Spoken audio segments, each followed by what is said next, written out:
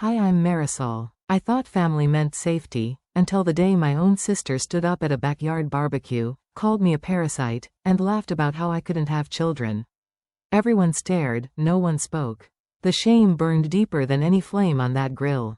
But when her boss turned, looked her dead in the eye, and said, "Apologize." Now, that's when everything changed. You think you know family drama? You don't know mine, not yet. It had been years since I walked into one of Georgia's backyard events. The air was warm with late spring heat, the kind that clung to your skin just enough to remind you that summer was on its way. Her Pasadena home was already buzzing with chatter and the scent of grilled ribs drifting over the hedges.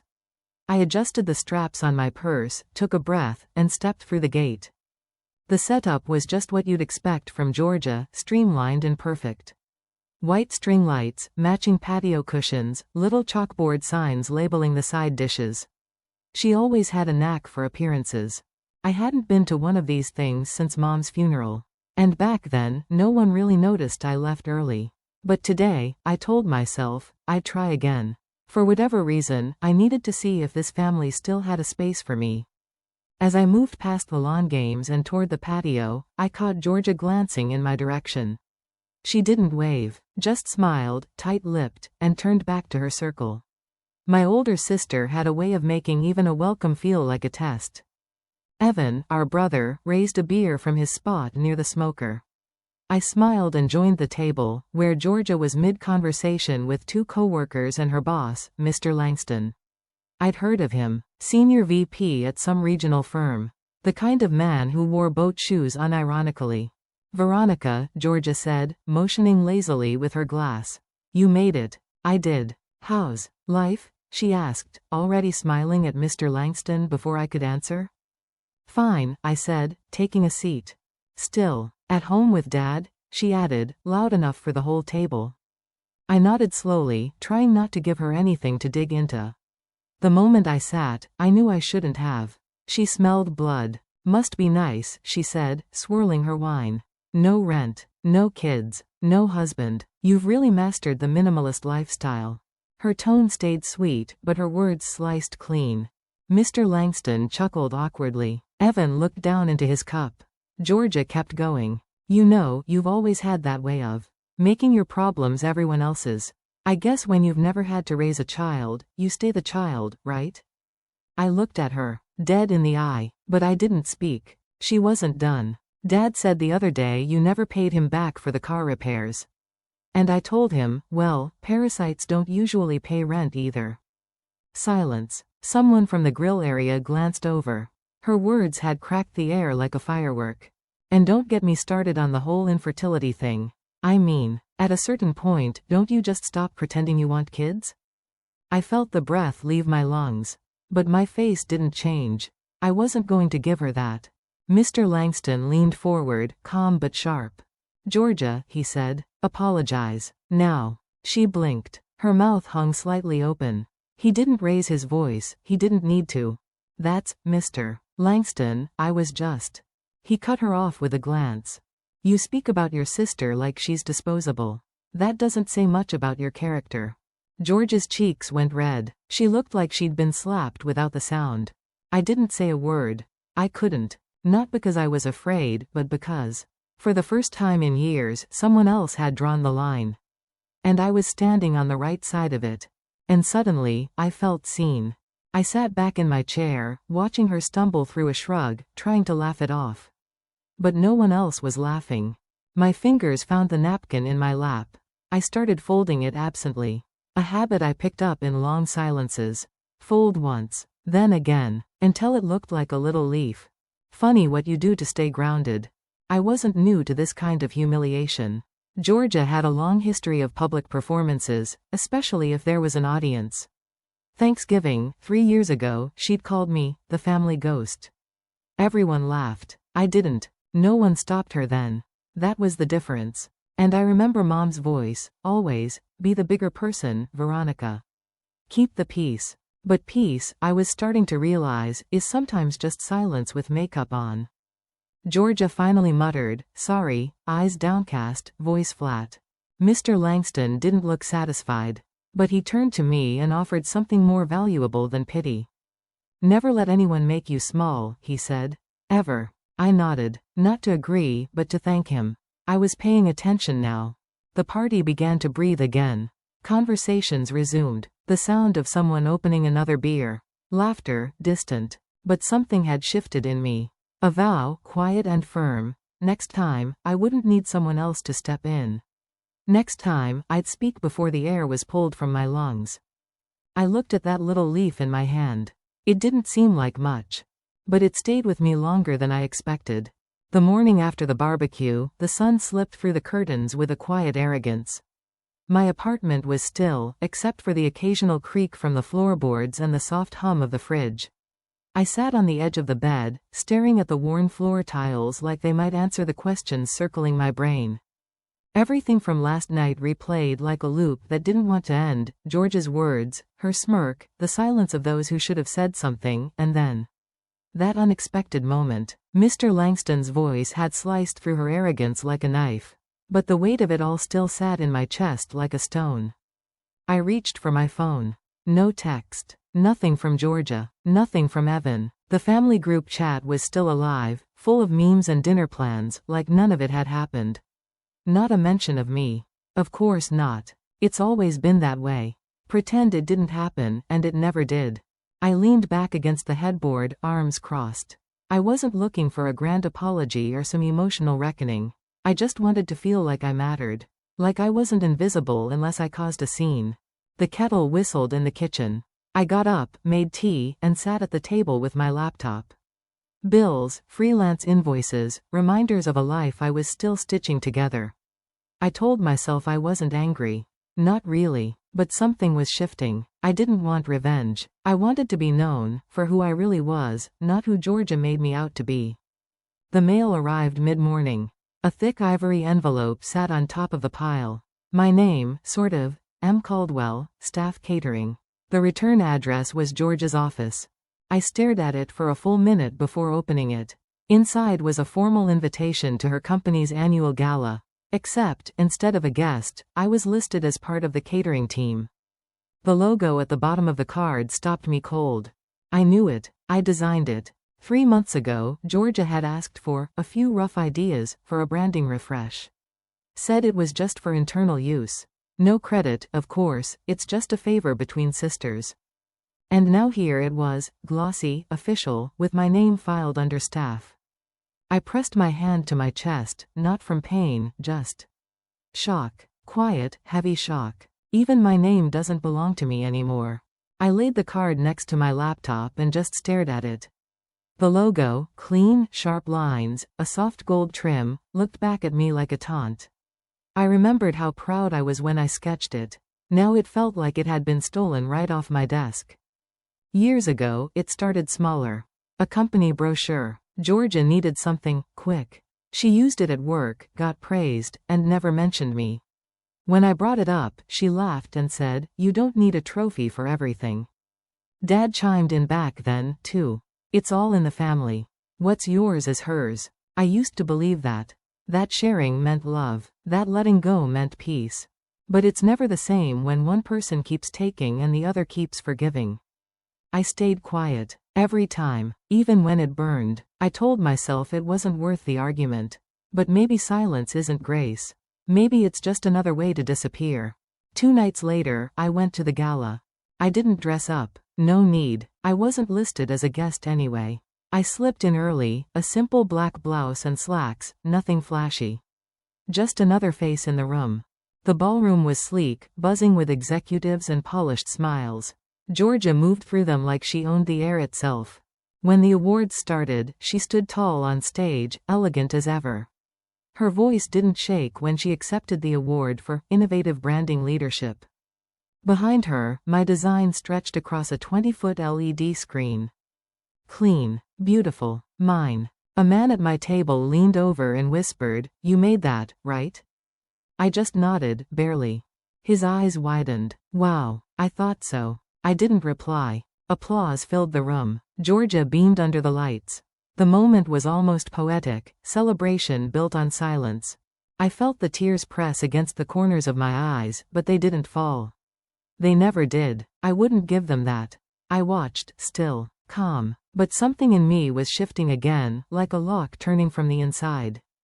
Toward the back of the room, I spotted Mr. Langston. His expression was unreadable, but his eyes flicked from the screen to me. And then back to Georgia. His brow furrowed. When our eyes met, he gave a slight nod. Small, but real. He saw it. But he didn't say anything. And maybe that was all right. Maybe this time, I didn't need anyone to speak up for me. After the event, while most were sipping champagne or taking selfies, I helped gather a few stray pamphlets and centerpieces, keeping my head low, my steps quiet. At the edge of the stage, I found a packet of printed contributor lists. Design team. I scanned the names. Mine was there. Then I saw it, my initials. Crossed out in red pen. I didn't flinch. I folded the sheet in half. Slipped it into my purse like a receipt. They want me invisible. Fine. Let's see how invisible I can be when I decide to speak. I hadn't planned to stay. I just came to drop off legal documents for my mother, signatures she could have done over email. But she insisted, like always. It's just tea, Veronica, she said. That damn house hadn't changed a bit. Same chipped front steps, same lavender oil lingering in the hallway. The couch still dipped on the left side like it always had when Dad fell asleep watching sports. It smelled like every buried argument we never had out loud. I stood just inside the foyer longer than I should have. Something in the air felt colder than I remembered. Like the house was holding its breath too. Alara floated around the kitchen like we weren't dragging chains behind us. When she called me into the sitting room, I took the same chair I always had. The one near the fireplace. I set my tote down, leaned forward to grab a coaster, and the floorboard beneath me creaked. It wasn't a new sound, but this time something felt off. I pressed my palm to the board. It shifted. I dug under and pulled out a cloth-wrapped bundle, soft, dusty, and immediately familiar. My breath caught. My old college journal. The one I thought I lost during the move. I unwrapped it slowly, heart stuttering. Inside were the rawest pages of who I used to be, my ideas, my insecurities and dreams. And there, flattened between 2 pages, were sketches. My sketches. My logo designs. The ones I showed Georgia years ago. Some of which were now plastered all over her company's branding. I flipped faster. Page after page, ink smudged, corners frayed. One entry read, "Maybe if I shrink myself enough, they'll notice what I built." Another had my first logo draft with my name scrawled under it in Sharpie. Georgia had taken it, not just the idea, the heart behind it. I slipped the journal into my bag without a word. This time, I wasn't leaving it behind. Back in the kitchen, Alara poured tea like we were in some charming sitcom. "Did you see Georgia's latest interview? She was on that Women in Business panel." Her voice dripped with pride. I said nothing for a second, then let out a quiet, "Yeah, I saw." She handed me my cup. "Isn't it wonderful how your sister made something of herself?" I blinked. "Do you remember who drew that logo in the first place?" She didn't miss a beat. "Oh honey, it's just a design. You were always creative." My stomach knotted. Not because of what she said, but how easily she said it. She changed the subject to her rose garden, talked about pruning back what got too wild. "Too wild," she said again, as if it meant something more. I stared at her fingers curled around the china. Still pristine, still clean of everything she let happen. I excused myself and wandered out back. The yard hadn't changed much either. The oak tree still stood crooked in the corner, the one I carved my initials into when I was 12. I sat beneath it, pulling out the journal again. One page hit like a punch to the ribs. Post-surgery, no one hugged me. Just silence. Like pain made them uncomfortable. I remembered Dad's voice, detached. "Some people just don't need affection like others." That line stuck with me for years. I used it to justify everything. Every time I felt invisible. Every time Georgia took up all the air in the room and no one noticed I was gasping. The truth was, I did need affection. I needed to matter. I stayed in that backyard longer than I meant to. The sun dipped behind the fence before I stood up and left. I didn't say goodbye. Alara probably didn't even notice. That night, I scanned every single page of that journal. Filed them carefully. I wasn't plotting revenge, I was preserving proof. I started a folder, archive_real. I even printed one of the old logo sketches and pinned it next to George's latest press release. I wrote one line under it: "I'm not a parasite. I'm the blueprint." Then I opened my notes app and typed something raw. A letter to myself. You've always been here, even when they acted like you weren't. You were always the one with the vision. You just forgot how to fight for it. As I closed my laptop, a new email pinged in. Subject: branding clarification. From George's assistant. Hi Veronica, Georgia requests that you stop discussing the company's visual assets in public spaces. It's creating confusion. I stared at the screen. Confusion? So now they were worried people might actually listen. The morning started off quiet, the kind of stillness that tricks you into thinking it's going to be an ordinary day. The coffee pot sputtered its last few drops while the light from the kitchen window cut across my counter. I opened my laptop, half focused on a freelance proposal I'd meant to follow up on. Bills, a few newsletters, and then one new email. The subject line froze me mid-sip. Veronica, the parasite narrative we can pivot from. It came from Megan, George's assistant. I stared at it, trying to understand if this was some glitch or bad joke. But when I clicked it open, the truth came pouring out line by line. It wasn't spam. It was an internal thread. A conversation that was never meant for me to see. Keep messaging consistent, she's fragile but passionate, one note read. We'll redirect sympathy toward George's story arc.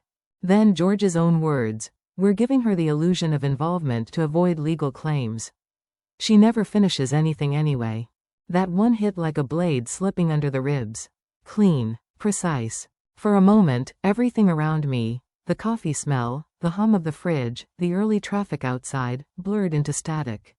I scrolled through again, slower this time, rereading each sentence as if trying to wake from a nightmare written in plain English. They had a strategy, a narrative. I was no longer a sister, a collaborator. I was a liability. I printed the thread, just to see it in ink, then tore it down the middle. The sound was almost satisfying, but my hands were trembling. I taped the pieces back together and scanned them into my computer. Evidence now. Something I could hold, even if it burned. It wasn't indifference anymore, I said out loud. It was a calculated smear. I didn't cry. I didn't scream. I pulled a yellow legal pad from the drawer and started writing. What they said. What I'll prove. The pen dug into the paper. I wasn't shaking anymore. That list reminded me of a time 3 years back. Georgia had hosted her company's annual retreat up north. She told me there were capacity issues, so I couldn't join. I remember laughing it off, saying maybe next year. But later, I'd seen the pictures online, her full team smiling in matching jackets under a banner with my design on it. I'd given her the benefit of the doubt. That's what I'd always done, softened the truth until it became palatable. My father once told me, family fights dirty when they think they're immune to consequences. I finally understood what he meant. This wasn't new. It had just gotten louder. By mid-afternoon, I couldn't sit still. I drove across town, windows half open, the air sharp against my face. I needed to see someone who lived outside the noise. Colin's place was small, tucked between an old print shop and a record store. He opened the door, still wearing his work glasses, and took one look at me before saying, "Something's gone bad, huh?" I handed him the flash drive. "You'll see." He plugged it in, the blue light flickering on his monitor. The emails filled his screen in silence. He read fast, jaw tightening halfway through. When he was done, he leaned back. "This isn't carelessness," he said. "It's deliberate positioning. PR-level gaslighting. I know." He looked at me the way only old friends can, direct but kind. "So what do you want to do, Veronica? Burn it all down, or build something better next to it?" For once, I didn't hesitate. "Both." He gave a short nod. "Then let's start with protection. Metadata, timestamps, file chains. You'll need them airtight if this turns into something bigger." We worked quietly for the next hour, me sorting through old files, him cataloging digital footprints. For every betrayal I'd found, we built a counterweight of truth. By the time I left, the sun had dipped low, casting that bruised orange over the sky. Back home, the apartment felt different. Not safer, but more mine. I sat at the dining table, opened my laptop again, and began to type. The letter wasn't emotional, it was deliberate, every word a measured strike. To Caldwell Creative Legal. This serves as notice that I am the original creator of the design concepts currently used under the Caldwell brand. Supporting documentation includes dated journals, drafts, and correspondence. Continued use without acknowledgement constitutes misrepresentation of authorship. I was silent to protect the peace, but peace has become your shield for theft. This ends now. I reread the lines until they sounded like truth spoken aloud. I attached the scanned journal pages, the email thread, and a timeline of our collaboration. Before I could lose nerve, I clicked send. The small whoosh sound filled the room. For a moment, I just sat there, staring at the sent folder. I expected relief, but what I felt was cleaner, like something old had finally cracked open. Then my screen blinked. A new message appeared instantly, before I'd even pushed my chair back. From Georgia Caldwell. Subject: You really want to do this? No greeting, no explanation, just that single line. I leaned back, eyes fixed on the monitor. For years, that tone, the quiet warning, had been enough to silence me.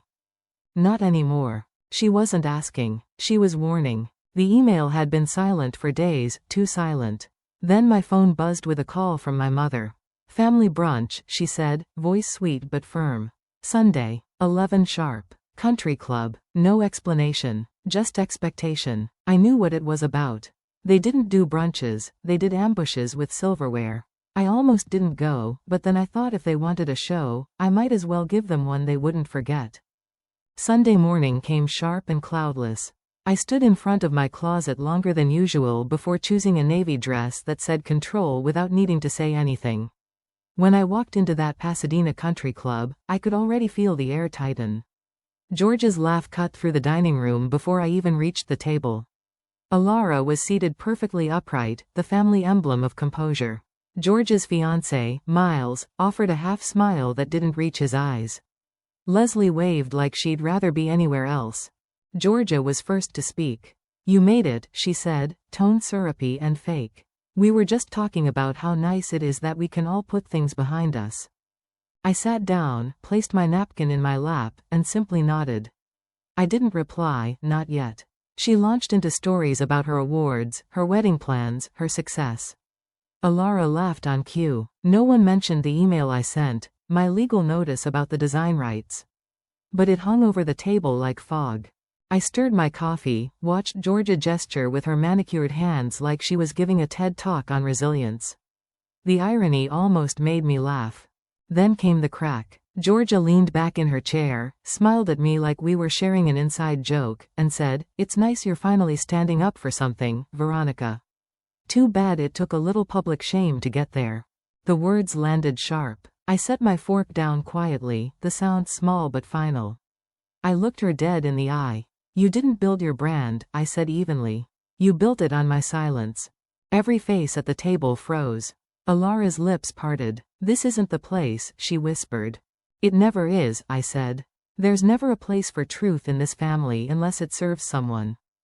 Georgia blinked, caught off guard that I didn't raise my voice. I didn't need to. I opened my clutch, pulled out a few papers, one page from my old journal, one from the original logo sketch, and a copy of her latest award poster. I laid them down like evidence. I didn't accuse. I explained, calmly, fact by fact, date by date, how I drew it, how she used it, how no one listened when I first spoke up.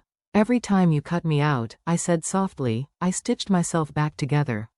And now, I've become someone you can't overwrite." Miles leaned back in his chair. Leslie's fork clinked against her plate.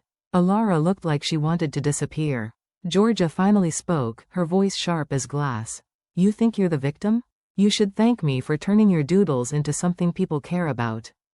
I almost pitied her. Almost. "You don't get to thank yourself for theft," I said. The silence that followed was heavy. I took a slow breath, gathered my things, and looked at each of them once, long enough for the truth to settle where excuses couldn't reach. Then I said the words I'd swallowed for years.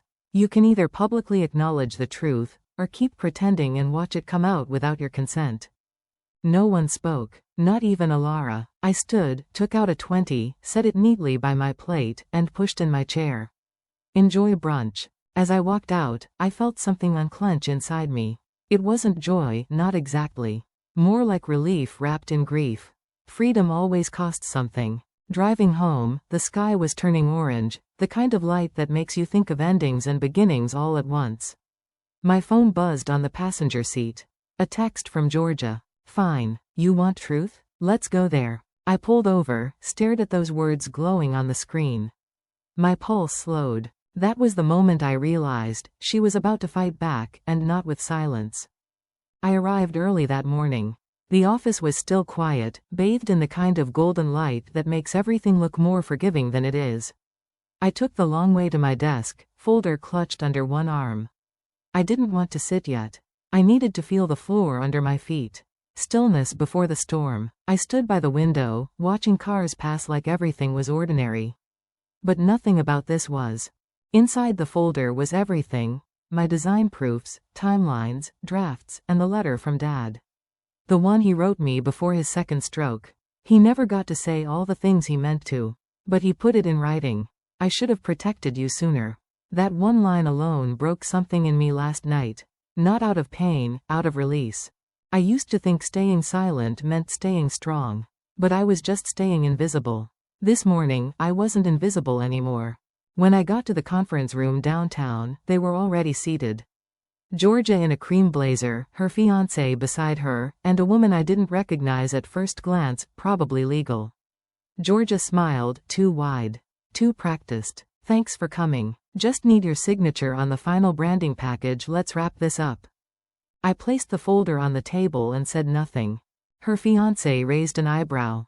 Georgia hesitated. What's that? The history you erased, I replied. Silence fell like a curtain. Her attorney leaned in. Georgia blinked fast. She reached for the folder but didn't open it. You want to talk about history? She said, too softly. I opened the folder myself and laid out each page. The logo sketches, the dated files, and finally, Dad's letter. Dad named me his creative heir 10 years ago, I said. These designs? My originals. I have the timestamps. You know it. You just never thought I'd make you say it out loud.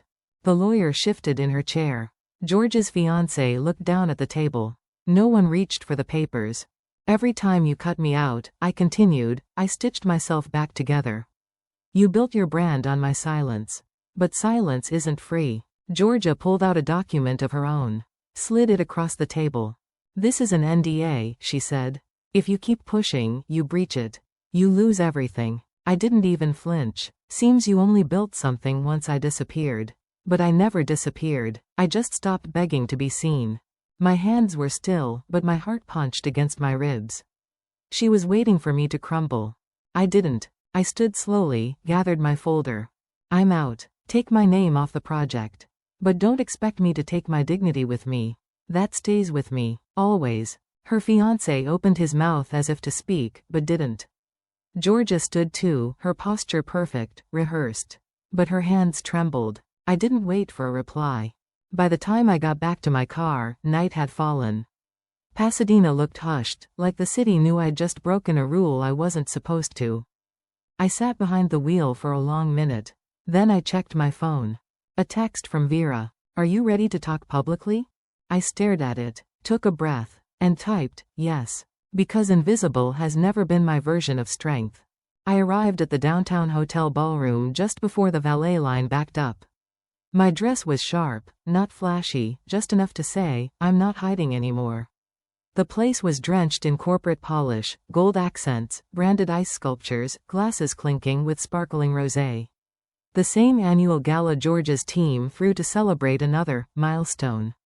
But this year, the stage was different. My logo, the one I drew in my dorm with an old Sharpie, was set to be retired tonight. I stood by the coat check, letting the cool air settle me. My hand rested on the envelope in my clutch. It wasn't thick, just a single-page note printed on letterhead. It read, for public distribution. Simple, direct. I wasn't here to shout. I was here to settle something. When I reached the hospitality table, I handed in a check, my final contribution to this farce, and placed an envelope addressed to Alara right under her nameplate. The staff didn't flinch, but the message inside? It landed like a bomb. This is the last time I fund something you call ours. I didn't wait for the reaction. I walked toward the ballroom, blending into the crowd. The screen looped promo reels of Georgia's team, her face splashed between panels, always smiling. My design floated behind her, colors muted, lines tweaked, but I knew every original curve. The lights dimmed. The MC tapped the mic. Please welcome Georgia Caldwell, visionary founder and tonight's honoree. Applause, camera flashes, the usual. Then, just as Georgia approached the podium, the screen glitched. A still frame appeared, the original timestamped file. My handwriting, my digital signature, the first draft, untouched. Gasps, confusion. And then, from the back of the room, a voice, sharp, unmistakable. Vera Montclair. She stood. Georgia Caldwell, you built your reputation on what Marisol Caldwell designed. Apologize. Now. The ballroom froze. I stepped forward. Quiet, steady steps. No rush. No dramatics. I reached the stage, took the mic, and simply said, "Thank you for recognizing my work." No applause. Just stunned silence. Georgia didn't move. Her fiancé looked like he'd seen a ghost. Alara nowhere in sight. The next morning, my inbox overflowed. Press release correction. LinkedIn, Georgia removed as creative lead. My name mentioned, briefly, but clearly. Alara called that afternoon. Her voice was thin. What have you done? I answered, what I should have done years ago. That night, the family trust emailed a formal notice, internal investigation initiated. I didn't feel joy. I felt clear. Back at my apartment, I placed the envelope in the safe, sat on the edge of my bed. My phone buzzed. A new email from Georgia's legal team. Subject. Settle this discreetly or publicly. I typed one word, public. This wasn't revenge. This was history, finally seen. I woke up with no need to check my phone. No emails to brace for, no texts waiting to sting. Just sunlight spilling onto the kitchen floor and the smell of fresh coffee brewing. It was quiet, not the kind that feels like abandonment, but the kind that feels like breathing room. Real air, for once. The gala was over. My name had been spoken in a room that used to belong entirely to her. Georgia Caldwell. And still, I didn't feel like I'd won. That was never the point. I thought of the years I lost believing silence was grace, that invisibility was strength. I thought of Dad, and the way he used to linger in doorways like he wanted to say something but couldn't. I pulled out the ceramic mug with the chipped handle, the one Grandma used to drink from, and poured my coffee. Outside, the old oak tree shook off the last of its fall leaves. On the radio, a voice read, "When someone shows you who they are, believe them the first time." I smiled. Maya always knew how to make a morning matter. Around noon, a delivery truck pulled up. Certified mail. My name, written in Georgia's handwriting, neat as ever. I held the envelope like it might catch fire. Inside, a notarized public apology. A printed statement she had sent to clients, donors, and the firm. Her handwriting underlined one part in blue. I acted out of fear of irrelevance. I owe everything to Marisol.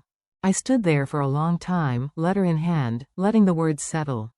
It didn't feel like revenge. It felt like breath, like someone finally exhaled something we both held too long. There was a sticky note tucked inside from Vera Montclair. Justice isn't always loud. You made it loud enough. I laughed softly, not because it was funny, but because I finally could. That same week, I signed up for a mentorship program downtown. Designed for at-risk youth. 2 days a week. Light load. Heavy meaning. First day, a girl maybe 16, maybe 17, looked up from her sketchbook and asked, "Can you really start over at 39? I looked at her like I wished someone had looked at me, and said, "You can start again at any age. The only deadline that matters is regret." We all went quiet after that. But a good kind of quiet. I pinned up some sample pieces. The corkboard above the whiteboard had a name tag I wrote by hand, Rebirth. I wasn't chasing validation anymore. I was building bridges for others to cross. The last thing I needed to do was close a chapter that lived in dust. I drove back to the house I grew up in. Empty, cold, the kind of place that holds shadows even in daylight. I didn't take anything. No souvenirs, no closure conversations. Just the old sketchbook. I placed it in the same drawer I used to hide it in as a teenager. Let it rest there. Let it belong to the house, not me. I did take one thing, a photo. Me, at 11, next to Grandma. She had one hand on my shoulder and the other on her sketchpad. She looked proud. I wanted to remember that. When I closed the front door, it didn't slam. It clicked, soft. Like it understood I wasn't escaping, just moving on. Back home, there was one more message. A gallery in New Mexico. They'd seen the Resilience series online. Wanted to feature it in a spring collection.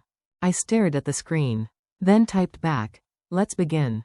It wasn't revenge. It was a return to self.